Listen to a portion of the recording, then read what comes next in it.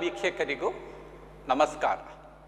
ನಾವು ಈಗಾಗಲೇ ನಿರ್ವಹಣಾ ಪದದ ಅರ್ಥವನ್ನು ಅವುಗಳ ಕಾರ್ಯಗಳ ಮೂಲಕ ತಿಳಿದುಕೊಂಡಿದ್ದೇವೆ. ನಿರ್ವಹಣದ ಪದದ ಅರ್ಥವನ್ನು ಅವುಗಳ ಕಾರ್ಯಗಳಾದ ಯೋಜಿಸುವಿಕೆ, ಸಂಘಟಿಸುವಿಕೆ, ಸಿಬ್ಬಂದಿ ನಿರ್ವಹಣೆ, ನಿರ್ದೇಶಿಸುವಿಕೆ ಮತ್ತು ನಿಯಂತ್ರಿಸುವಿಕೆಯ ಮೂಲಕ ತಿಳಿದುಕೊಂಡಿದ್ದೇವೆ.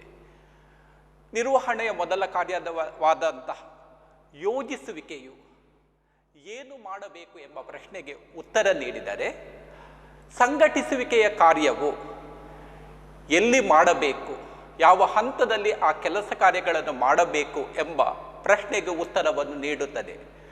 ಅದೇ ರೀತಿ ಸಿಬ್ಬಂದಿ ನಿರ್ವಹಣೆ ಕಾರ್ಯವು ಸಂಸ್ಥೆಯ ಕೆಲಸ ಕಾರ್ಯಗಳನ್ನು ಯಾರು ಮಾಡಬೇಕು ಎಂಬ ಪ್ರಶ್ನೆಗೆ ಉತ್ತರವನ್ನು ನೀಡಿದರೆ, ನಿರ್ದೇಶಿಸುವಿಕೆಯ ಕಾರ್ಯವು ಆ ಕಾರ್ಯಚಟುವಟಿಕೆಗಳನ್ನು ಹೇಗೆ ಮಾಡಬೇಕು ಎಂಬುದಾಗಿ ಉತ್ತರವನ್ನು ನೀಡುತ್ತದೆ. ಅದೇ ರೀತಿ ನಿರ್ವಹಣೆಯ ಮತ್ತೊಂದು ಕಾರ್ಯವಾದಂತಹ ನಿಯಂತ್ರಿಸುವಿಕೆಯು ಸಂಸ್ಥೆಯಲ್ಲಿ ಕಾರ್ಯಗಳು ಯಾವ ರೀತಿ ನಡೆಯುತ್ತಾ ಇದೆ ಎಂಬ ಪ್ರಶ್ನೆಗಳಿಗೆ ಉತ್ತರವನ್ನು ನೀಡುತ್ತದೆ.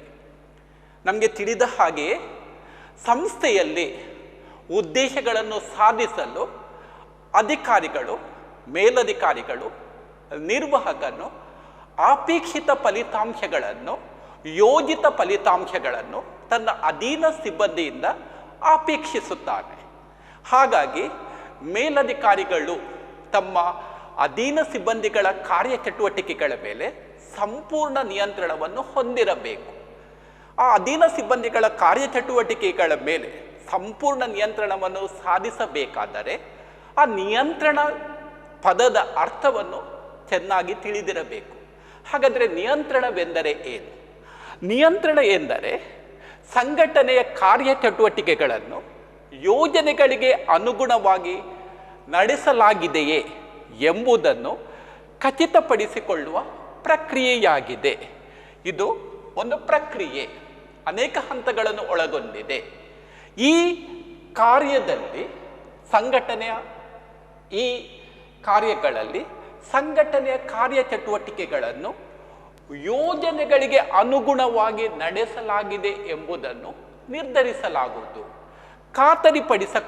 ಪಡಿಸಲಾಗುವುದು, ಖಚಿತಪಡಿಸಿಕೊಳ್ಳಲಾಗುವುದು. ಯೋಜನೆಯಲ್ಲಿ ಉದ್ದೇಶಗಳನ್ನು ಸ್ಪಷ್ಟವಾಗಿ ತಿಳಿ ಹೇಳಲಾಗಿದೆ. ಅದೇ ರೀತಿ ಏನು ಮಾಡಬೇಕು, ಹೇಗೆ ಮಾಡಬೇಕು ಎಂಬುದನ್ನಾಗಿ ಸ್ಥೂಲವಾಗಿ ವಿವರಿಸಲಾಗಿದೆ. ಈ ನಿಯಂತ್ರಿಸುವಿಕೆ ಕಾರ್ಯದಲ್ಲಿ ಸಿಬ್ಬಂದಿಗಳು, ಅಧೀನ ಸಿಬ್ಬಂದಿಗಳು, ವಿವಿಧ ವಿಭಾಗಗಳು, ವಿವಿಧ ಇಲಾಖೆಗಳು ಸಂಸ್ಥೆ ನಿಗದಿಪಡಿಸಿದ, ಸಂಸ್ಥೆ ಆಯೋಜಿಸಿದ ಕೆಲಸ ಕಾರ್ಯಗಳನ್ನು ಕ್ರಮಬದ್ಧವಾಗಿ ನಡೆಸುತ್ತಾ ಇದ್ದಾರೆಯೇ ಇಲ್ಲವೇ ಎಂಬುದಾಗಿ ಪರಿಶೀಲಿಸುವ ಕಾರ್ಯವಾಗಿದೆ. ತುಂಬ ಸರಳವಾಗಿ ವಿವರಿಸುವುದಾದರೆ, ನಿಯಂತ್ರಿಸುವಿಕೆಯು ನೈಜ ಚಟುವಟಿಕೆಗಳು ಯೋಜಿತ ಚಟುವಟಿಕೆಗಳಿಗೆ ಅನುಗುಣವಾಗಿದೆಯೇ ಎಂಬುದನ್ನು ಅಳೆಯುವ ಪ್ರಕ್ರಿಯೆಯಾಗಿದೆ.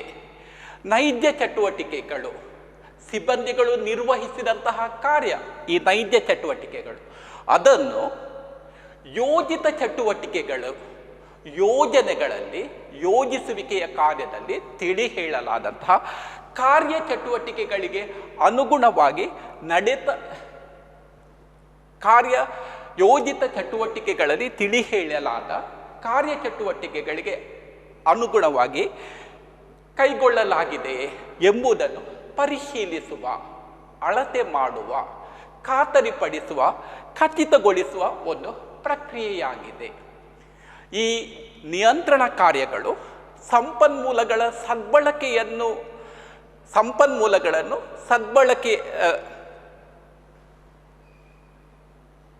ಈ ನಿಯಂತ್ರಣ ಕಾರ್ಯವು ಸಂಸ್ಥೆಯಲ್ಲಿರುವ ಸಂಪನ್ಮೂಲಗಳ ಸದ್ಬಳಕೆಗೆ ಅವಕಾಶ ನೀಡುವುದಲ್ಲದೆ, ಸಿಬ್ಬಂದಿಗಳು ದಕ್ಷ ರೀತಿಯಲ್ಲಿ ಕೆಲಸ ಕಾರ್ಯಗಳನ್ನು ನಿರ್ವಹಿಸಲು ಕಡಿಮೆ ವೆಚ್ಚದಲ್ಲಿ ಸಂಸ್ಥೆಯ ಉದ್ದೇಶವನ್ನು ಸಾಧಿಸಲು ನೆರವು ನೀಡುತ್ತದೆ. ನಮಗೆ ತಿಳಿದ ಹಾಗೆ ಅನೇಕ ವಿದ್ವಾಂಸರು, ಅನೇಕ ದಾರ್ಶನಿಕರು, ಈ ಪದವನ್ನು ಬೇರೆ ಬೇರೆ ರೀತಿಯಲ್ಲಿ ವ್ಯಾಖ್ಯಾನಿಸಿದ್ದಾರೆ. ಅತ್ಯಂತ ಸರಳವಾದಂತಹ ವ್ಯಾಖ್ಯಾನವನ್ನು ಕೂನ್ಸ್ ಒಡೆನಲ್ ಇವರು ನೀಡಿದ್ದಾರೆ. ಕೂನ್ಸ್ ಮತ್ತು ಒಡೆನಲ್ ರವರ ಪ್ರಕಾರ ನಿರ್ವಹಣಾತ್ಮಕ ನಿಯಂತ್ರಣವು ಯೋಜನೆಗಳಿಗೆ ಅನುಗುಣವಾಗಿ ಉದ್ದೇಶಗಳನ್ನು ಸಾಧಿಸುವುದನ್ನು ಖಾತರಿಪಡಿಸಲು ಶಿಷ್ಟಗಳ ಎದುರು ಸಾಧನೆಯನ್ನು ಅಳೆಯುವುದು ಮತ್ತು ವ್ಯತ್ಯಾಸಗಳನ್ನು ಸರಿಪಡಿಸುವುದನ್ನು ಸೂಚಿಸುತ್ತದೆ. ನಾವು ಅರ್ಥದಲ್ಲಿ ತಿಳಿ ಹೇಳಲಾದ ವಿವರಣೆಯನ್ನು ಮೆಲುಕು ಹಾಕಿದಾಗ ಇಲ್ಲಿ ಕೇವಲ ಚಟುವಟಿಕೆಗಳು, ನೈಜ ಚಟುವಟಿಕೆಗಳು ಯೋಜಿತ ಕಾರ್ಯ ಚಟುವಟಿಕೆಗಳಿಗೆ ಅನುಸಾರವಾಗಿ ನಡೀತಾ ಇದೆ ಎಂಬುದನ್ನು ಮಾತ್ರ ಖಾತರಿಪಡಿಸುವ ಪ್ರಕ್ರಿಯೆ ಎಂಬುದಾಗಿ ಅರ್ಥೈಸಿಕೊಂಡಿದ್ದೇವೆ. ಆದರೆ ಈ ವ್ಯಾಖ್ಯಾನವು ಸಮಗ್ರವಾದಂತಹ ವಿವರಣೆಯನ್ನು ನೀಡುತ್ತದೆ. ವಿಶಾಲಾರ್ಥದಲ್ಲಿ ಎಲ್ಲ ಮಾಹಿತಿಗಳನ್ನು ನೀಡಿಕೊಳ್ಳುತ್ತದೆ. ಏನೆಲ್ಲ ಒಳಗೊಂಡಿದೆ, ನಿಯಂತ್ರಿಸುವಿಕೆ ಏನೆಲ್ಲ ಒಳಗೊಂಡಿದೆ, ನಿಯಂತ್ರಿಸುವಿಕೆಯ ಮುಖ್ಯ ಉದ್ದೇಶ, ಫಲಿತಾಂಶ ಏನು ಅಂತ ಹೇಳಿದರೆ ಯೋಜನೆಯಲ್ಲಿ ತಿಳಿಸಿದಂತಹ ಉದ್ದೇಶಗಳನ್ನು ಸಾಧಿಸುವುದು. ನಮಗೆ ತಿಳಿದ ಹಾಗೆ ಉದ್ದೇಶಗಳನ್ನು ಸಾಧಿಸಬೇಕಾದರೆ ಕಾರ್ಯಚಟುವಟಿಕೆಗಳು ಅತ್ಯಗತ್ಯ. ಈ ಕಾರ್ಯಚಟುವಟಿಕೆಗಳನ್ನು ಕೂಡ ಯೋಜಿಸುವಿಕೆಯ ಕಾರ್ಯದಲ್ಲಿ ನಿರ್ಧರಿಸಲಾಗಿದೆ.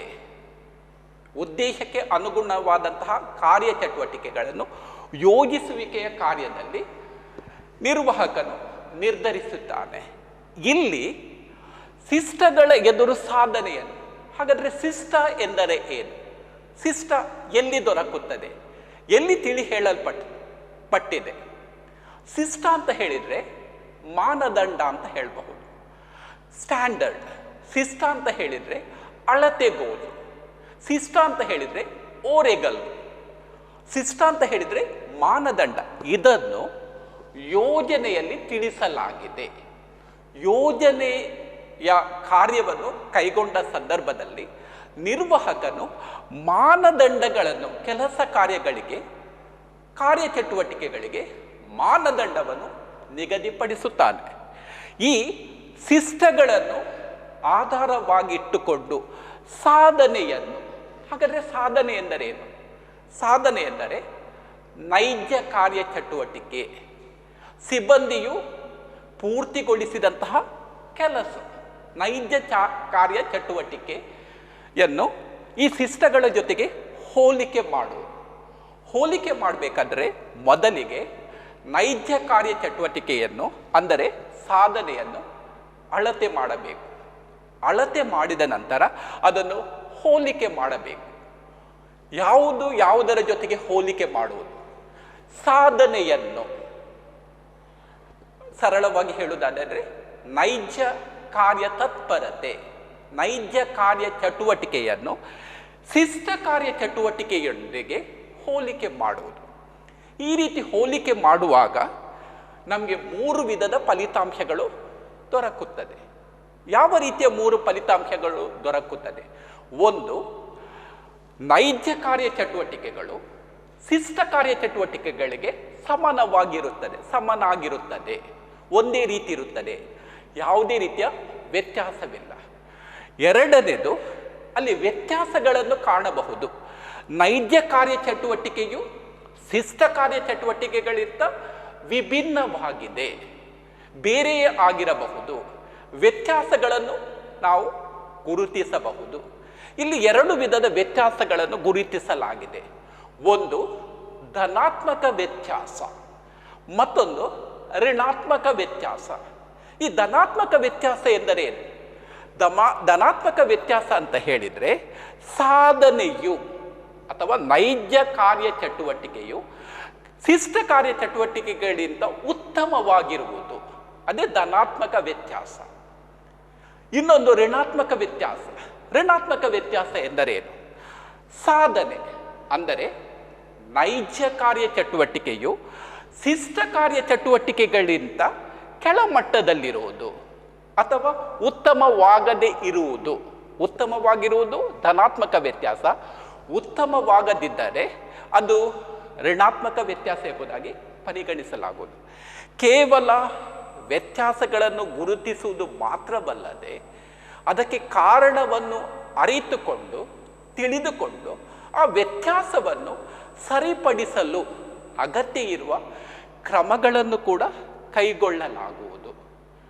ಸಂಸ್ಥೆಯ ಯಶಸ್ಸು ಅದರ ಫಲಿತಾಂಶವನ್ನು ಅವಲಂಬಿಸಿದೆ. ಫಲಿತಾಂಶ ಅಂತ ಹೇಳಿದರೆ ಉದ್ದೇಶಗಳನ್ನು ಕಡಿಮೆ ಸಂಪನ್ಮೂಲಗಳನ್ನು ಬಳಸಿ ಅತ್ಯಂತ ಕಡಿಮೆ ವೆಚ್ಚದಲ್ಲಿ ಸಾಧಿಸುವುದಾಗಿದೆ. ಇಂತಹ ಸಂದರ್ಭಗಳಲ್ಲಿ ಈ ನಿಯಂತ್ರಣ ಎಂಬ ಕಾರ್ಯವು ಅತ್ಯಗತ್ಯವಾಗಿದೆ. ಹೋಲಿಕೆಯು ಬೇಕೇ ಬೇಕು. ನೈಜ ಕಾರ್ಯಚಟುವಟಿಕೆಯನ್ನು ಯೋಜಿಸುವಿಕೆಯ ಕಾರ್ಯಚಟುವಟಿಕೆಯಲ್ಲಿ ತಿಳಿಸಿದಂತಹ ಶಿಷ್ಟ ಕಾರ್ಯಚಟುವಟಿಕೆಯನ್ನು ಹೋಲಿಕೆ ಮಾಡಬೇಕು.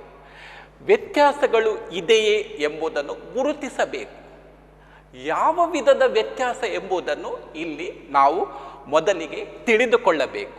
ಇದು ಋಣಾತ್ಮಕ ವ್ಯತ್ಯಾಸವೇ ಧನಾತ್ಮಕ ವ್ಯತ್ಯಾಸವೇ ಎಂಬುದಾಗಿ ಪರಿಗಣಿಸಬೇಕು.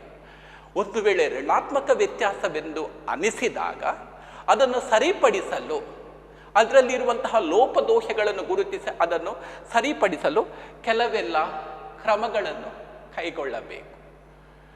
ಈ ವ್ಯಾಖ್ಯಾನ ಮತ್ತು ಅರ್ಥಗಳನ್ನು ವಿಶ್ಲೇಷಿಸಿದಾಗ ನಾವು ನಿಯಂತ್ರಣದ 4 ಗುಣಲಕ್ಷಣಗಳನ್ನು ಗುರುತಿಸಿಕೊಳ್ಳಬಹುದು. ಆ 4 ಗುಣಲಕ್ಷಣಗಳು ಯಾವುದು? ಮೊದಲನೇದು, ನಿಯಂತ್ರಣವು ಗುರಿ ಆಧಾರ. ಈ ಅರ್ಥ ಮತ್ತು ವ್ಯಾಖ್ಯಾನಗಳನ್ನು ಕೂಲಂಕುಷವಾಗಿ ಅಧ್ಯಯನ ಮಾಡಿದ ಸಂದರ್ಭದಲ್ಲಿ ನಾವು ಗುರುತಿಸಿಕೊಂಡಂತಹ ನಿಯಂತ್ರಿಸುವಿಕೆಯ ಗುಣಲಕ್ಷಣಗಳು ಈ ಕೆಳಗಿನಂತಿವೆ. ಮೊದಲನೇದು, ಗುರಿ ಆಧಾರಿತ ಕಾರ್ಯ. ನಮಗೆ ತಿಳಿದಿರುವಂತೆಯೇ ಯೋಜನೆಗಳಲ್ಲಿ ಸಂಸ್ಥೆಯ ಸಂಘಟನೆಯ ಉದ್ದೇಶಗಳನ್ನು ನಿರ್ಧರಿಸಲಾಗಿದೆ. ಉದ್ದೇಶಗಳನ್ನು ಹೇಗೆ ಸಾಧಿಸುವುದು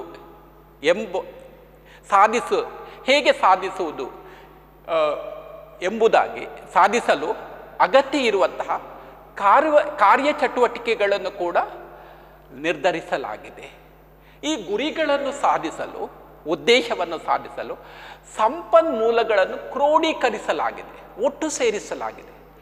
ಸಂಪನ್ಮೂಲಗಳನ್ನು ಸಂಘಟನೆಯಲ್ಲಿರುವ, ಸಂಸ್ಥೆಯಲ್ಲಿರುವ ಸಂಪನ್ಮೂಲಗಳನ್ನು ಸದ್ಬಳಕೆ ಮಾಡಿ, ಒಳ್ಳೆಯ ರೀತಿ ಗರಿಷ್ಠ ಪ್ರಮಾಣದಲ್ಲಿ ಬಳಕೆ ಮಾಡಿ ಸಂಸ್ಥೆಯ ಉದ್ದೇಶವನ್ನು ಸಾಧಿಸಬೇಕಾಗಿರುವ ಕಾರಣ ಈ ನಿಯಂತ್ರಿಸುವಿಕೆಗೆ ಕಾರ್ಯಗಳನ್ನು, ನೈಜ ಕಾರ್ಯಗಳು, ಸಾಧನೆಗಳು ಯೋಜಿಸುವಿಕೆಯಲ್ಲಿ ತಿಳಿ ಹೇಳಿದ ಹಾಗೆ ನಡೀತಾ ಇದೆಯೇ ಇಲ್ಲವೇ ಎಂಬುದನ್ನು ಖಾತರಿಗೊಳಿಸುವಂತಹ ಪ್ರಕ್ರಿಯೆಯಾಗಿದೆ. ಸಂಪನ್ಮೂಲಗಳ ಸದ್ಬಳಕೆ ಮಾಡಬೇಕು, ಗರಿಷ್ಠವಾಗಿ ಬಳಕೆ ಮಾಡಬೇಕು. ಅದರ ಜೊತೆಗೆ ಸಂಸ್ಥೆಯಲ್ಲಿ ಪೂರ್ವ ನಿರ್ಧರಿತ ಉದ್ದೇಶಗಳನ್ನು ಸಾಧಿಸಬೇಕಾಗಿದೆ. ಕಾರ್ಯಗಳು ಹೇಗೆ ನಡೀತಾ ಇದೆ ಎಂಬುದನ್ನು ಪ್ರಗತಿ ಪರಿಶೀಲನೆ ಮಾಡಬೇಕಾಗುತ್ತದೆ. ಇಂತಹ ಸಂದರ್ಭದಲ್ಲಿ ಈ ನಿಯಂತ್ರಣ ಎಂಬ ಕಾರ್ಯವು ಗುರಿ ಆಧಾರಿತ ಕಾರ್ಯವಾಗಿದೆ. ಯೋಜಿಸುವಿಕೆ ಎಂಬ ಕಾರ್ಯ ಇಲ್ಲದಿದ್ದರೆ ನಿಯಂತ್ರಿಸುವಿಕೆ ಎಂಬ ಕಾರ್ಯವು ಅರ್ಥಹೀನವಾಗಿದೆ, ಯಾವುದೇ ರೀತಿಯ ಅರ್ಥವಿಲ್ಲ. ಎರಡನೆಯ ಗುಣಲಕ್ಷಣ, ಸಾರ್ವತ್ರಿಕ ಕಾರ್ಯ. ನಿಯಂತ್ರಿಸುವಿಕೆಯು ಸಾರ್ವತ್ರಿಕ ಕಾರ್ಯವಾಗಿದೆ. ಸಾರ್ವತ್ರಿಕ ಅಂದರೆ ಏನು? ಸಾರ್ವತ್ರಿಕ ಅಂತ ಹೇಳಿದರೆ ವಿಶ್ವವ್ಯಾಪ್ತಿ. ಪ್ರಪಂಚದಲ್ಲಿರುವಂತಹ ಎಲ್ಲ ತೆರನಾದಂತಹ ವ್ಯವಹಾರ ಸಂಘಟನೆಯಲ್ಲಿ ನಿರ್ವಹಣೆ ಹೇಗೆ ವಿಶ್ವವ್ಯಾಪ್ತಿ ಸಾರ್ವತ್ರಿಕವಾಗಿದೆಯೋ ಅದೇ ರೀತಿ ನಿಯಂತ್ರಿಸುವಿಕೆಯೂ ಕೂಡ ಸಾರ್ವತ್ರಿಕವಾಗಿದೆ. ಇದರ ಅರ್ಥ ಇಷ್ಟೇ, ಈ ನಿಯಂತ್ರಿಸುವಿಕೆ ಕಾರ್ಯವನ್ನು ಕೇವಲ ವ್ಯವಹಾರ ಸಂಘಟನೆ, ವ್ಯಾಪಾರ ಸಂಸ್ಥೆ, ಕೈಗಾರಿಕಾ ಉದ್ಯಮಗಳು ಮಾತ್ರ ನಡೆಸುವುದಲ್ಲ. ಯಾವುದೇ ಲಾಭದ ಉದ್ದೇಶವಿಲ್ಲದೆ ಕೆಲಸ ಕಾರ್ಯಗಳನ್ನು ಕೈಗೊಂಡಂತಹ ಶೈಕ್ಷಣಿಕ ಸಂಸ್ಥೆಗಳಿರಬಹುದು, ಆಸ್ಪತ್ರೆಗಳಿರಬಹುದು, ವ್ಯಕ್ತಿಗಳ ಸಂಘಗಳಿರಬಹುದು, ಕ್ಲಬ್, ಇದು ಕೂಡ ನಿಯಂತ್ರಿಸುವಿಕೆಯ ಕಾರ್ಯಗಳನ್ನು ಅಳವಡಿಸಿಕೊಂಡಿರುತ್ತದೆ. ಕಾರಣ ಇಷ್ಟೇ, ಅತ್ಯಮೂಲ್ಯ ಸಂಪನ್ಮೂಲಗಳನ್ನು ಸದ್ಬಳಕೆ ಮಾಡಬೇಕು, ನಿರ್ದಿಷ್ಟ ಸಮಯ ಮತ್ತು ನಿರ್ದಿಷ್ಟ ವೆಚ್ಚದಲ್ಲಿ ಸಂಸ್ಥೆ ನಿಗದಿಪಡಿಸಿದ ಗುರಿಯನ್ನು ಸಾಧನೆ ಮಾಡಬೇಕು. ಹಾಗಾಗಿ ನಿಯಂತ್ರಿಸುವಿಕೆಯ ಕಾರ್ಯವು ಸರ್ವವ್ಯಾಪಕವಾಗಿದೆ, ಸಾರ್ವತ್ರಿಕವಾಗಿದೆ. ನಾವು ಇದನ್ನು ಕೇವಲ ಕೈಗಾರಿಕೆ ಉದ್ಯಮಕ್ಕೆ, ವ್ಯವಹಾರ ಸಂಸ್ಥೆಗಳಿಗೆ, ಲಾಭ ಗಳಿಸುವ ಸಂಸ್ಥೆಗಳಿಗೆ ಮಾತ್ರ ಸೀಮಿತಗೊಳಿಸಲು ಅಸಾಧ್ಯ. ಇದು ಎಲ್ಲ ತೆರನಾದಂತಹ ಸಂಸ್ಥೆಗಳಿಗೂ ಕೂಡ ಅನ್ವಯಿಸುತ್ತದೆ. ಮೂರನೆಯ ಗುಣಲಕ್ಷಣ, ನಿಯಂತ್ರಿಸುವಿಕೆಯು ಪ್ರಾಥಮಿಕ ಕಾರ್ಯವಾಗಿದೆ. ಯಾರಿಗೆ ಪ್ರಾಥಮಿಕ ಕಾರ್ಯವಾಗಿದೆ ಎಂಬ ಪ್ರಶ್ನೆ ಇಲ್ಲಿ ನಮ್ಮ ಮನಸ್ಸಲ್ಲಿ ಮೂಡುತ್ತದೆ. ಪ್ರಾಥಮಿಕ ಕಾರ್ಯ ಅಂತ ಹೇಳಿದರೆ ನಿಯಂತ್ರಿಸುವಿಕೆಯು ಎಲ್ಲ ಹಂತಗಳಲ್ಲಿಯೂ ಕೂಡ ಕಾಣಬಹುದು. ಸಂಘಟನೆಯ ಸಂಸ್ಥೆಯ 3 ಹಂತಗಳಲ್ಲಿಯೂ ಕಾಣಬಹುದು. ಯಾವುದು 3 ಹಂತ? ಉನ್ನತ ಹಂತ, ಮಧ್ಯಮ ಹಂತ ಮತ್ತು ಕೆಳ ಹಂತ ಅಥವಾ ಮೇಲ್ವಿಚಾರಣಾ ಹಂತ. ಪ್ರತಿಯೊಂದು ಹಂತಕ್ಕೂ ಕೂಡ ಮೇಲಧಿಕಾರಿ ಇದ್ದಾರೆ.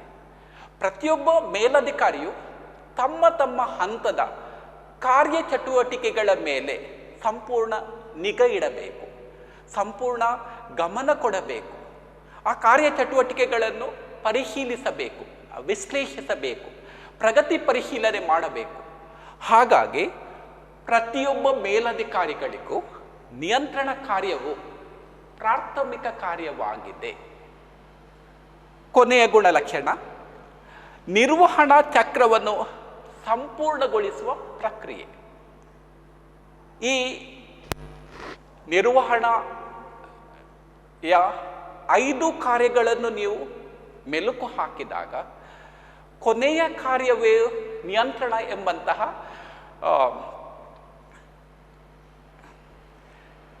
ನಿರ್ವಹಣೆಯ 5 ಕಾರ್ಯಗಳನ್ನು ಮೆಲುಕು ಹಾಕಿದಾಗ ನಾವು ಬರುವ ಕನ್ಕ್ಲೂಷನ್ ಅಥವಾ ನಾವು ತಿಳಿದುಕೊಂಡ ಹಾಗೆ ನಿಯಂತ್ರಣವು ಕೊನೆಯ ಕಾರ್ಯವಾಗಿದೆ ಎಂಬುದಾಗಿ ಅರ್ಥೈಸಿಕೊಳ್ಳುತ್ತೇವೆ. ನಿಜಾರ್ಥದಲ್ಲಿ ಹೇಳುವುದಾದರೆ ನಿಯಂತ್ರಿಸುವಿಕೆಯು ನಿರ್ವಹಣೆಯ ಕೊನೆಯ ಕಾರ್ಯವಲ್ಲ. ಇದು ತಪ್ಪಾಗಿ ಅರ್ಥೈಸಿಕೊಂಡಂತಹ ಮಾಹಿತಿಯಾಗಿದೆ. ನಿರ್ವಹಣೆಯು ನಿರ್ವಹಣಾ ಚಕ್ರವನ್ನು ಸಂಪೂರ್ಣಗೊಳಿಸುವಂತಹ ಪ್ರಕ್ರಿಯೆಯಾಗಿದೆ.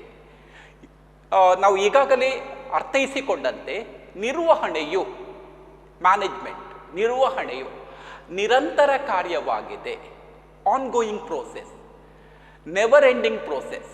ಅಂದರೆ ನಿರಂತರವಾಗಿ ಕೈಗೊಳ್ಳುವಂತಹ ಕಾರ್ಯವಾಗಿದೆ. ಅದೇ ರೀತಿ ಈ ನಿಯಂತ್ರಣವೂ ಕೂಡ ನಿರಂತರ ಪ್ರಕ್ರಿಯೆಯಾಗಿದೆ. ನಿಯಂತ್ರಣ ಪ್ರಕ್ರಿಯೆಯು ಕೊನೆಗೊಂಡ ಕೂಡಲೇ ಯೋಜಿಸುವಿಕೆ ಪ್ರಕ್ರಿಯೆಯು ಪ್ರಾರಂಭವಾಗುತ್ತದೆ.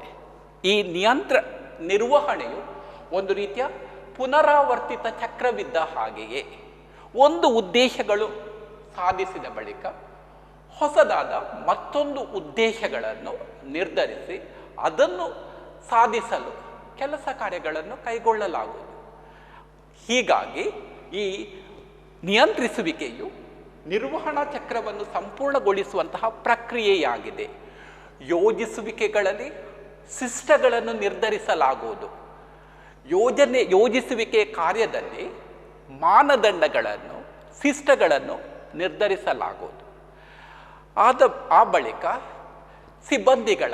ಅಧೀನ ಸಿಬ್ಬಂದಿಗಳ ನೈಜ ಕಾರ್ಯ ಚಟುವಟಿಕೆಗಳನ್ನು ಅಳತೆ ಮಾಡಲಾಗುವುದು. ಈ ಸಿಬ್ಬಂದಿಗಳು ನಿರ್ವಹಿಸಿದಂತಹ ಕೆಲಸ ಕಾರ್ಯಗಳನ್ನು ಅಳತೆ ಮಾಡಲಾಗುವುದು.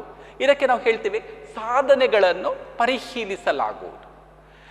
ಮತ್ತು ಈ ನೈಜ ಕಾರ್ಯ ಚಟುವಟಿಕೆಗಳನ್ನು ಶಿಷ್ಟ ಕಾರ್ಯ ಚಟುವಟಿಕೆಗಳೊಡನೆ ಹೋಲಿಕೆ ಮಾಡಲಾಗುವುದು. ಯಾಕೆ ಹೋಲಿಕೆ ಮಾಡಲಾಗುವುದು ಅಂತ ಹೇಳಿದರೆ ವ್ಯತ್ಯಾಸಗಳನ್ನು ಗುರುತಿಸಲು. ಈ ವ್ಯತ್ಯಾಸಗಳನ್ನು ಗುರುತಿಸುವಾಗ ಒಂದು ವೇಳೆ ವಿಶ್ಲೇಷಣಾ ಸಂದರ್ಭದಲ್ಲಿ ಋಣಾತ್ಮಕ ವ್ಯತ್ಯಾಸಗಳು ನಿರ್ವಾಹಕನ ಗಮನಕ್ಕೆ ಬಂದಾಗ ಈ ಋಣಾತ್ಮಕ ವ್ಯತ್ಯಾಸಗಳು ಹೆಚ್ಚಾಗಿ ಏನು ಸಂಸ್ಥೆಯ ಉದ್ದೇಶವನ್ನೇ ವಿಫಲಗೊಳಿಸುವ ಸಾಧ್ಯತೆ ಇದೆ. ಹಾಗಾಗಿ ಆ ವ್ಯತ್ಯಾಸಗಳನ್ನು, ಋಣಾತ್ಮಕ ವ್ಯತ್ಯಾಸಗಳನ್ನು ಯಾವ ರೀತಿ ಸರಿಪಡಿಸಬೇಕು ಎಂಬುದಾಗಿ ಆಲೋಚನೆ ಮಾಡಿ ಅದಕ್ಕೆ ಸರಿಯಾದ ಕ್ರಮಗಳನ್ನು ಕೈಗೊಂಡು ಮುಂದಿನ ಹಂತದಲ್ಲಿ ಅಂತಹ ತಪ್ಪುಗಳು ಪುನರಾವರ್ತನೆ ಆಗದ ಹಾಗೆ ಕೈಗೊಳ್ಳಬೇಕು. ಹಾಗಾಗಿ ಈ ನಿಯಂತ್ರಿಸುವಿಕೆಯ 4 ಮುಖ್ಯ ಲಕ್ಷಣಗಳು ಅದನ್ನು ಅರ್ಥೈಸುವುದರಲ್ಲಿ ತುಂಬ ಸಹಕಾರಿಯಾಗಿದೆ. ನಮಗೆ ತಿಳಿದ ಹಾಗೆ ನಿಯಂತ್ರಿಸುವಿಕೆಯು ಒಂದು ಪ್ರಮುಖ ಕಾರ್ಯವಾಗಿದೆ. ಇದು ನಿಯಂತ್ರಿಸುವಿಕೆಯ ಇಲ್ಲದಿದ್ದರೆ ಸಂಸ್ಥೆಯು ಉದ್ದೇಶಗಳನ್ನು ಸಾಧಿಸಲು ಅಸಾಧ್ಯ ಎಂಬುದಾಗಿ ನಾವು ಪರಿಗಣಿಸಬಹುದು. ಹಾಗಾದರೆ ನಿಯಂತ್ರಿಸುವಿಕೆಯ ಪ್ರಾಮುಖ್ಯತೆಗಳೇನು? ನಾವು ನಿಯಂತ್ರಿಸುವಿಕೆಯ ಪ್ರಾಮುಖ್ಯಗಳ ಬಗ್ಗೆ ತಿಳಿದುಕೊಳ್ಳೋಣ. ನಿಯಂತ್ರಿಸುವಿಕೆಯು ಸಂಸ್ಥೆಯ ಅನಿವಾರ್ಯ ಕಾರ್ಯವಾಗಿದೆ. ನಿಯಂತ್ರಿಸುವಿಕೆಯನ್ನು ತೊಡೆದುಹಾಕಲು ಅಸಾಧ್ಯ. ಯಾವಾಗ ಸಂಸ್ಥೆಯು ಕೆಲಸ ಕಾರ್ಯಗಳ ನಿರ್ವಹಣೆಯನ್ನು ಕೈಗೊಳ್ಳುತ್ತದೋ ಅಂತಹ ಸಂದರ್ಭದಲ್ಲಿ ನಿಯಂತ್ರಿಸುವಿಕೆಯು ಅತ್ಯಗತ್ಯ. ನಿಯಂತ್ರಿಸುವಿಕೆಯ ಪ್ರಾಮುಖ್ಯತೆಗಳು ಏನು? ಈ ಎಲ್ಲ ಅಂಶಗಳು ನಿಯಂತ್ರಿಸುವಿಕೆಯ ಪ್ರಾಮುಖ್ಯತೆಯನ್ನು ತಿಳಿಸುತ್ತದೆ. ಮೊದಲನೇದು, ಸಂಘಟನಾತ್ಮಕ ಗುರಿಗಳನ್ನು ಸಾಧಿಸುವುದು. ಎರಡನೇದು, ಶಿಸ್ತುಗಳ ನಿಖರತೆಯನ್ನು ನಿರ್ಣಯಿಸುವುದು. ಮೂರನೇದು, ಸಂಪನ್ಮೂಲಗಳನ್ನು ಸಮರ್ಥವಾಗಿ ಉಪಯೋಗಿಸುವುದು.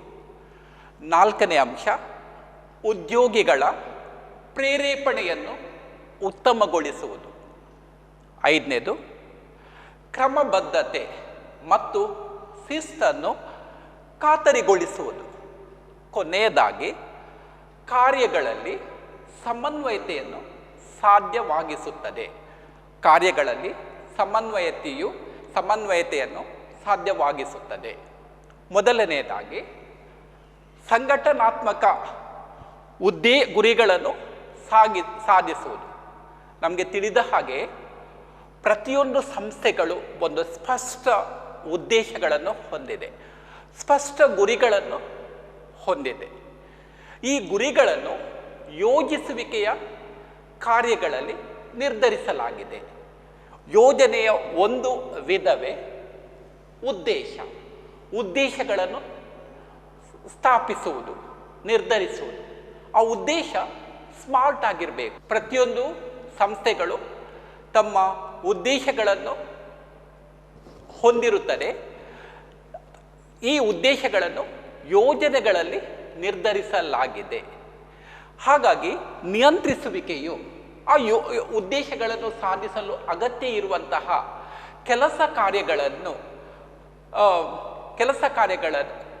ನೈಜ ಕೆಲಸ ಕಾರ್ಯಗಳನ್ನು ಅಳತೆ ಮಾಡಲು ಅಥವಾ ಪ್ರಗತಿ ಪರಿಶೀಲಿಸಿ ಎಷ್ಟೆಲ್ಲ ಕೆಲಸ ಕಾರ್ಯಗಳು ನಡೆದಿದೆ ಎಂಬುದನ್ನು ತಿಳಿದುಕೊಳ್ಳಲು, ಖಾತರಿಪಡಿಸಲು ನೆರವು ನೀಡುತ್ತದೆ.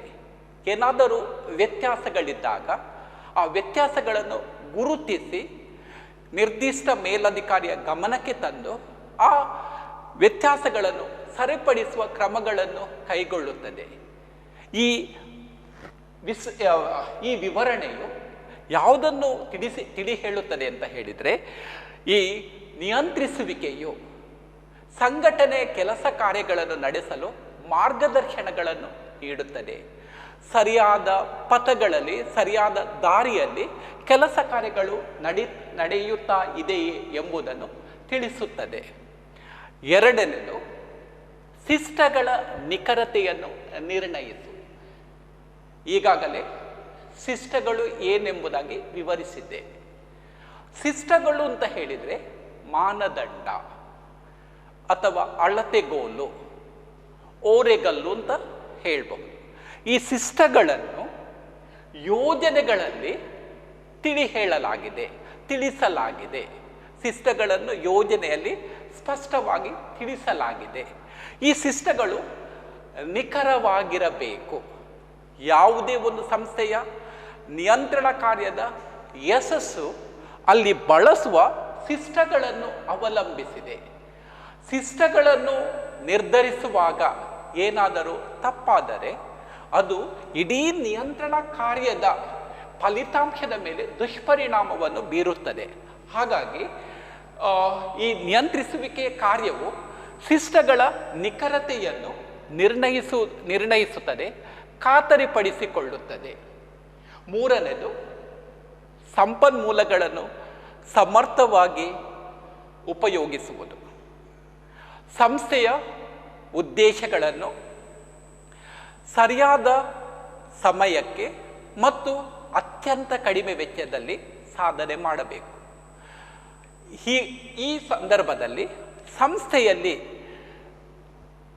ಕ್ರೋಢೀಕರಿಸಿದಂತಹ ಮಾನವ ಸಂಪನ್ಮೂಲ, ಹಣಕಾಸು ಸಂಪನ್ಮೂಲ, ಕಚ್ಚಾ ವಸ್ತುಗಳು, ಯಂತ್ರೋಪಕರಣಗಳನ್ನು ಸದ್ಬಳಕೆ ಮಾಡಬೇಕು. ನಿಯಂತ್ರಿಸುವಿಕೆಯ ಕಾರ್ಯವು ಈ ಸಂಪನ್ಮೂಲಗಳ ಅಪವ್ಯಯ ಅಥವಾ ಸಂಪನ್ಮೂಲಗಳ ದುರುಪಯೋಗವಾಗುವುದನ್ನು ತಡೆಗಟ್ಟುವುದು. ಉದಾಹರಣೆಗೆ, ಒಬ್ಬ ಕೆಲಸಗಾರನು ತನಗೆ ವಹಿಸಿದ ಕೆಲಸವನ್ನು ನಿರ್ವಹಿಸದೆ ಸಮಯವನ್ನು ದುರುಪಯೋಗಪಡಿಸಿಕೊಂಡರೆ, ಸಮಯವನ್ನು ವೇಸ್ಟ್ ಮಾಡ್ತಾ ಇದ್ದರೆ, ಅಂತಹ ಸಂದರ್ಭದಲ್ಲಿ ಈ ನಿಯಂತ್ರಿಸುವಿಕೆಯ ಕಾರ್ಯದ ಒಂದು ಅಂಶವಾದಂತಹ ಮೇಲ್ವಿಚಾರಣೆ ಅಥವಾ ಅವನ ಕೆಲಸವನ್ನು ಗಮನಿಸುವಂತಹ ಕಾರ್ಯದಿಂದ ಈ ಅಪ್ರಾಮಾಣಿಕ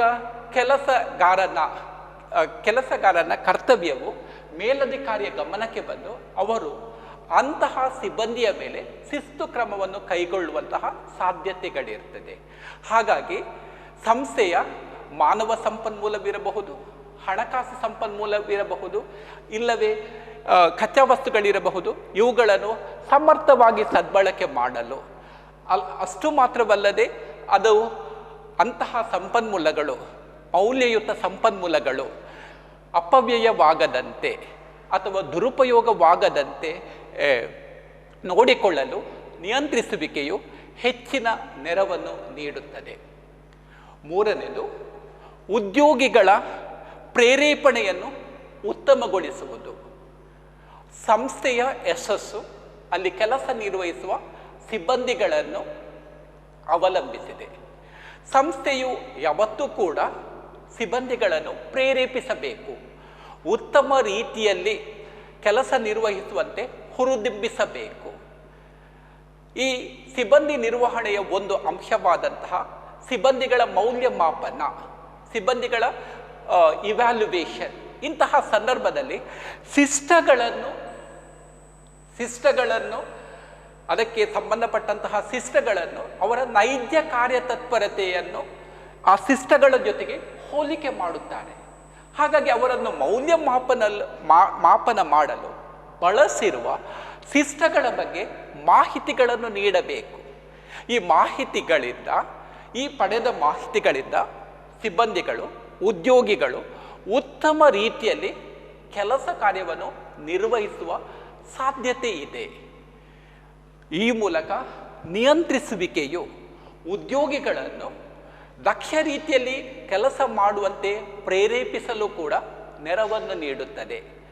ದಕ್ಷ ರೀತಿಯಲ್ಲಿ ಕೆಲಸ ಮಾಡಿದ ಸಿಬ್ಬಂದಿಗಳಿಗೆ ಮುಂದಿನ ದಿನಗಳಲ್ಲಿ ಬಡ್ತಿಗಳನ್ನು, ಹೆಚ್ಚಿನ ರೀತಿಯ ಸಂಭಾವನೆಗಳನ್ನು, ಬೇರೆ ಬೇರೆ ಉತ್ತೇಜಕಗಳನ್ನು ನೀಡಿ ಮತ್ತಷ್ಟು ಅವನನ್ನು ಕೆಲಸದಲ್ಲಿ ಗಮನವನ್ನು ಕೇಂದ್ರೀಕರಿಸಿ ಸಂಸ್ಥೆಯ ಅಭ್ಯುದಯವನ್ನು ಸಾಧಿಸಲು ಕೂಡ ಅವಕಾಶಗಳು ಇದೆ. ಮುಂದಿನ ಪ್ರಾಮುಖ್ಯತೆ ಕ್ರಮಬದ್ಧತೆ ಮತ್ತು ಶಿಸ್ತನ್ನು ಖಾತರಿಗೊಳಿಸುವುದು. ಕ್ರಮಬದ್ಧತೆ ಮತ್ತು ಶಿಸ್ತು ಇದು ಹೆನ್ರಿ ಫಯಾಲ್ ರವರು ತಿಳಿಸಿದ 17 ತತ್ವಗಳಲ್ಲಿ ಒಳಗೊಂಡಿರುವಂತಹ 2 ಅಂಶಗಳಾಗಿದೆ. ಕ್ರಮಬದ್ಧತೆ ಅಂತ ಹೇಳಿದರೆ ಸಂಸ್ಥೆಯಲ್ಲಿ ಪ್ರತಿಯೊಂದು ವಸ್ತುವಿಗೆ ಅದರದ್ದೇ ಆದಂತಹ ಸ್ಥಳವಿದೆ. ಪ್ರತಿಯೊಂದು ವಸ್ತುಗಳು ಸಂಸ್ಥೆಯಲ್ಲಿ ನಿಗದಿಪಡಿಸಿದ ಸ್ಥಳದಲ್ಲಿ ಇರಬೇಕು. ಇನ್ನು ವಿಶಾಲಾರ್ಥದಲ್ಲಿ ಹೇಳಬೇಕಾದ್ರೆ ಸಂಸ್ಥೆಯಲ್ಲಿ ಪ್ರತಿಯೊಂದು ಕಾರ್ಯವು ಸುವ್ಯವಸ್ಥಿತವಾಗಿ ಕ್ರಮಬದ್ಧವಾಗಿ ನಡೆಯಬೇಕು. ಯಾವುದೇ ರೀತಿಯ ಆಮ್, ಗೊಂದಲಗಳು ಇಲ್ಲದೆ, ಯಾವುದೇ ರೀತಿಯ ಗೊಂದಲಗಳು ಇಲ್ಲದೆ ಕೆಲಸ ಕಾರ್ಯಗಳನ್ನು ನಡೆಸುವುದಾಗಿದೆ. ಎರಡನೇದು ಶಿಸ್ತು. ಶಿಸ್ತು ಯಾಕೆ ಬೇಕು? ಶಿಸ್ತು ಎಂದರೆ ಏನು? ಶಿಸ್ತು ಅಂತ ಹೇಳಿದರೆ ಸಂಸ್ಥೆಯ ನೀತಿ ನಿಯಮಗಳನ್ನು ಗೌರವಿಸುವುದು, ಸಂಸ್ಥೆಯಲ್ಲಿ ಬಳಕೆಯಲ್ಲಿರುವಂತಹ ನೀತಿ ನಿಯಮಗಳನ್ನು ಗೌರವಿಸುವುದಾಗಿದೆ. ಶಿಸ್ತು ಸಂಸ್ಥೆಯಲ್ಲಿ ದುಡಿಯುವ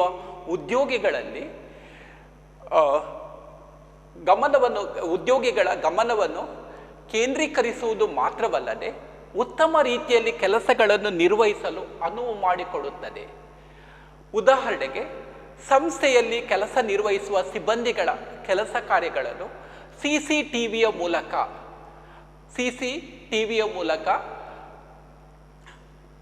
ಮೇಲ್ವಿಚಾರಣೆ ಸಂಸ್ಥೆಯಲ್ಲಿ ಕೆಲಸ ನಿರ್ವಹಿಸುವ ಸಿಬ್ಬಂದಿಗಳ ಕಾರ್ಯದಕ್ಷತೆಯನ್ನು, ಕೆಲಸ ಕಾರ್ಯಗಳನ್ನು ಸಿಸಿಟಿವಿಯ ಮೂಲಕ ಪರಿವೀಕ್ಷಿಸುವ ಅಂಶಗಳು ತಿಳಿದಾಗ ಈ ಸಿಬ್ಬಂದಿಗಳು ಕ್ರಮಬದ್ಧವಾಗಿ, ಶಿಸ್ತುಬದ್ಧವಾಗಿ ತಮ್ಮ ಕೆಲಸ ಕಾರ್ಯಗಳನ್ನು ನಿರ್ವಹಿಸುತ್ತಾರೆ. ಕ್ರಮಬದ್ಧತೆ ಮತ್ತು ಶಿಸ್ತು ಸಂಸ್ಥೆಯ ಉತ್ಪಾದಕತೆಯನ್ನು ಹೆಚ್ಚಿಸುತ್ತದೆ. ಇನ್ನೊಂದು ಅರ್ಥದಲ್ಲಿ ಹೇಳುವುದಾದರೆ ಸಂಸ್ಥೆಯು ಲಾಭ ಗಳಿಸುವುದಕ್ಕೂ ಕೂಡ ನೆರವು ನೀಡುತ್ತದೆ. ಮುಂದಿನ ಪ್ರಾಮುಖ್ಯತೆ ಕಾರ್ಯಗಳಲ್ಲಿ ಸಮನ್ವಯತೆಯನ್ನು ಸಾಧಿಸುವುದು. ಕಾರ್ಯಗಳಲ್ಲಿ ಸಮನ್ವಯತೆಯನ್ನು ಸಾಧ್ಯವಾಗಿಸುತ್ತದೆ. ಸಂಸ್ಥೆಯ ಮುಖ್ಯ ಕಾರ್ಯ ಪೂರ್ವ ನಿರ್ಧರಿತ ಉದ್ದೇಶಗಳನ್ನು ಸಾಧಿಸುವುದು. ಅದಕ್ಕೆ ಅಗತ್ಯ ಇರುವಂತಹ ಕೆಲಸಗಳನ್ನು ಕ್ರಮಬದ್ಧವಾದ ಕಾರ್ಯಚಟುವಟಿಕೆಗಳಾಗಿ ವಿಂಗಡಿಸಲಾಗುವುದು. ಈ ಕಾರ್ಯಚಟುವಟಿಕೆಗಳನ್ನು ಬೇರೆ ಬೇರೆ ವಿಭಾಗಗಳು, ಬೇರೆ ಬೇರೆ ಸಿಬ್ಬಂದಿಗಳ ಗುಂಪುಗಳು ನೆರವೇರಿಸುತ್ತದೆ. ಈ ಸಂಸ್ಥೆಯ ಉದ್ದೇಶವನ್ನು ಸಾಧಿಸಬೇಕಾದರೆ ಬೇರೆ ಬೇರೆ ವಿಭಾಗಗಳ ಕೆಲಸ ಕಾರ್ಯಗಳು, ಬೇರೆ ಬೇರೆ ಸಿಬ್ಬಂದಿ ಗುಂಪುಗಳ ಕರ್ತವ್ಯಗಳನ್ನು ಸಮನ್ವಯಗೊಳಿಸಬೇಕು. ಇದು ಹೇಗೆ ಸಾಧ್ಯ? ಇದು ನಿಯಂತ್ರಣ ಕಾರ್ಯಗಳಿಂದ ಮಾತ್ರ ಸಾಧ್ಯ. ನಿಯಂತ್ರಕನು ಬೇರೆ ಬೇರೆ ವಿಭಾಗಗಳ ಕೆಲಸ ಕಾರ್ಯಗಳನ್ನು ಕ್ರೋಢೀಕರಿಸಲು, ಒಟ್ಟು ಸೇರಿಸಲು, ಸಮನ್ವಯಗೊಳಿಸಲು ನೆರವು ನೀಡುತ್ತಾರೆ. ಈ 6 ಪ್ರಾಮುಖ್ಯತೆಗಳಿಂದ ನಾವು ಅರ್ಥೈಸಿಕೊಂಡಂತಹ ವಿಷಯವೆಂದರೆ, ನಿಯಂತ್ರಿಸುವಿಕೆಯು ಸಂಸ್ಥೆಗೆ ಅನಿವಾರ್ಯವಾದಂತಹ ಕಾರ್ಯವಾಗಿದೆ, ಪ್ರಮುಖ ಕಾರ್ಯವಾಗಿದೆ. ಈ ಪ್ರಾಮುಖ್ಯತೆಯ ಜೊತೆಗೆ ನಿಯಂತ್ರಿಸುವಿಕೆಯು ಕೆಲವೆಲ್ಲ ಮಿತಿಗಳನ್ನು, ಲೋಪದೋಷಗಳನ್ನು ಹೊಂದಿದೆ. ನಾವು ನಿಯಂತ್ರಿಸುವಿಕೆಯ ಲೋಪದೋಷಗಳು, ಮಿತಿಗಳ ಬಗ್ಗೆ ತಿಳಿದುಕೊಳ್ಳೋಣ.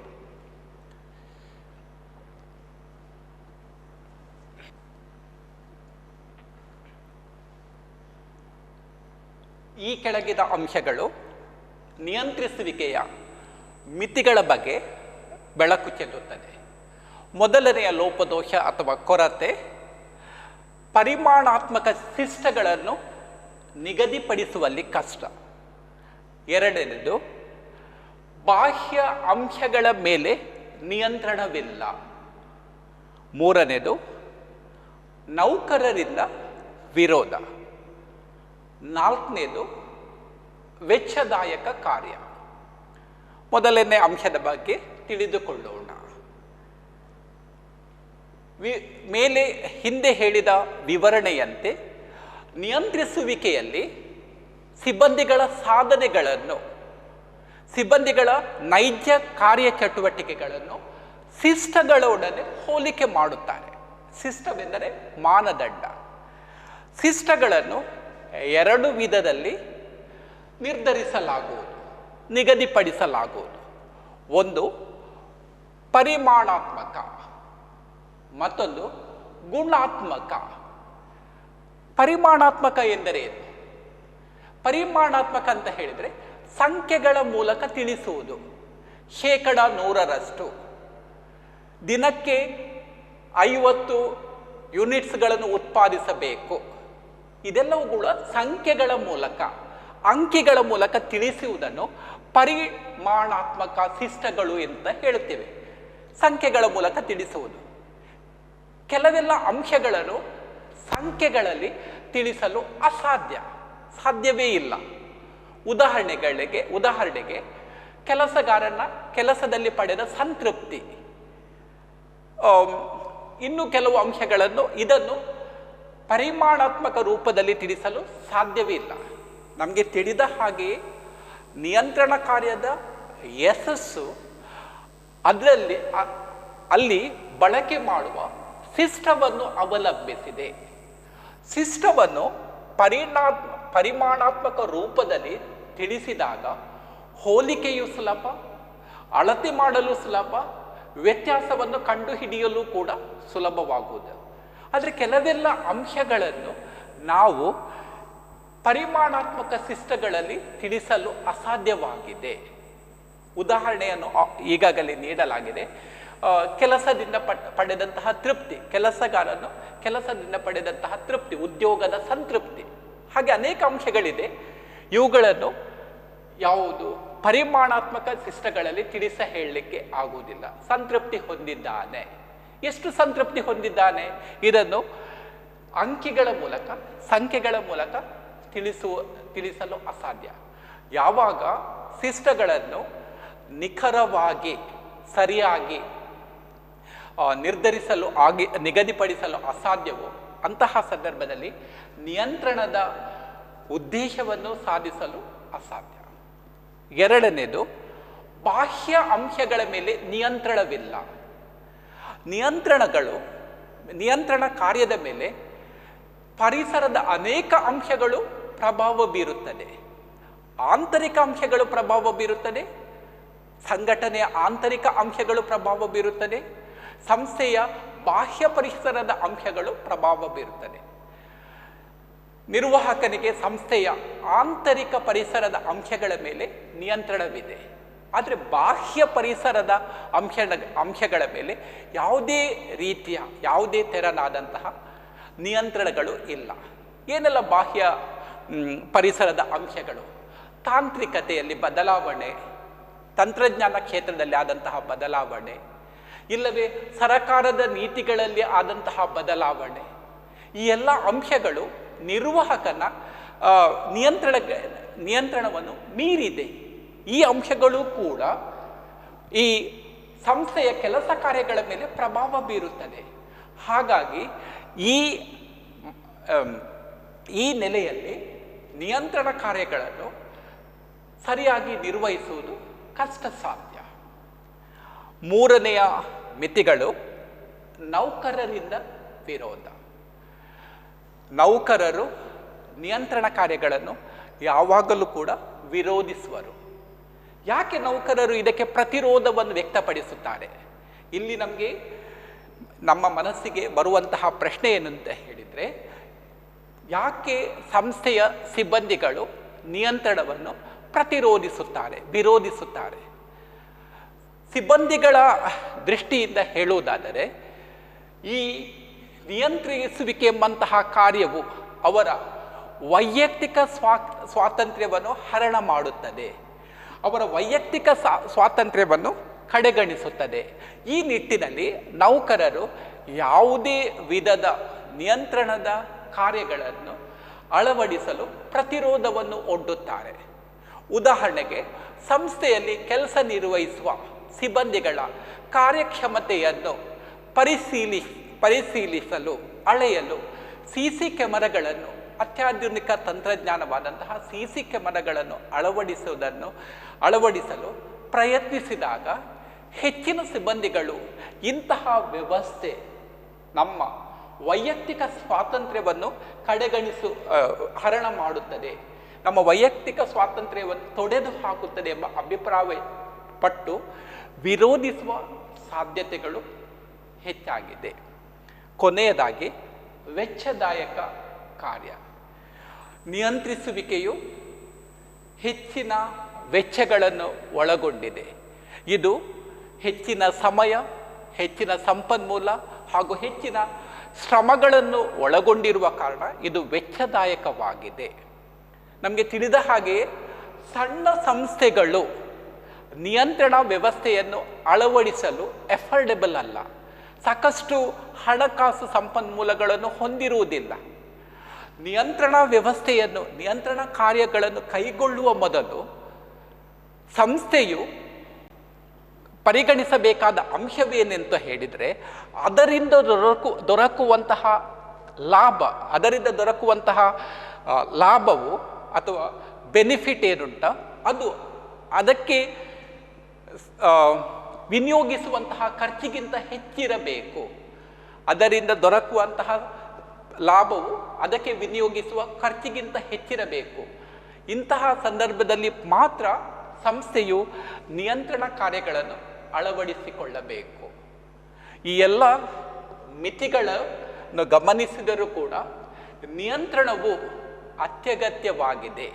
ಯಾಕಂತ ಹೇಳಿದರೆ ಸಂಸ್ಥೆಯು ಯೋಜನೆಗಳನ್ನು ರೂಪಿಸುವಾಗ ಕೆಲವೆಲ್ಲ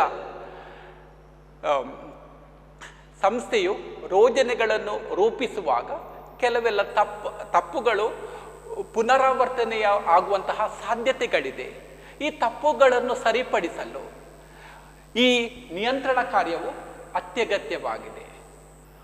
ಮುಂದಿನ ಹಂತದಲ್ಲಿ ಯೋಜಿಸುವಿಕೆ ಮತ್ತು ನಿಯಂತ್ರಿಸುವಿಕೆಗೆ ಇರುವಂತಹ ಸಂಬಂಧವನ್ನು ತಿಳಿದುಕೊಳ್ಳುವ